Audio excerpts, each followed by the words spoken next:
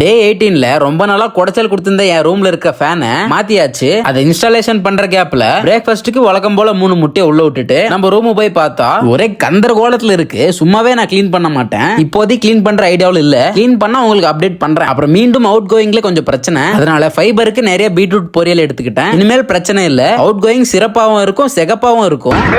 ஜிம்முக்கு சீக்கிரமாவே போயிட்டேன், அதனால என் ஜிம்மை டெய்லி தொடச்சு க்ளீன் பண்றாங்கன்னு இன்னைக்கு தான் தெரிஞ்சுக்கிட்டேன். நம்மளுக்கு இன்னைக்கு ஒரு தொடக்கரி நாள். ஃபர்ஸ்ட் ஒர்க் அவுட் எப்பயுமே மங்களகரமா ஸ்குவாட்ஸ்ல இருந்தா தொடங்குவேன். செகண்ட் ஒர்க் அவுட் ஹாம்ஸ்ட்ரிங்கான ஒர்க் அவுட் தான். அப்புறம் வழக்கமா சொல்றது தான் லெக் எக்ஸ்டென்ஷன் மிஷின்ல 20 கவுண்ட் போடுங்க மீடியம் வெயிட்ல. அதுக்கப்புறமா சிங்கிள் லெக்ல ஒரு 10 கவுண்ட் போடுங்க. போட்டு முடிச்சுட்டு கூமாப்பட்டிக்கே போயிருவீங்க, அந்த அளவுக்கு வலி இருக்கும். கண்டிப்பா ட்ரை பண்ணி பாருங்க. அடுத்த work out leg curls, last work out வந்து கால் ஃப்ரைசஸ்.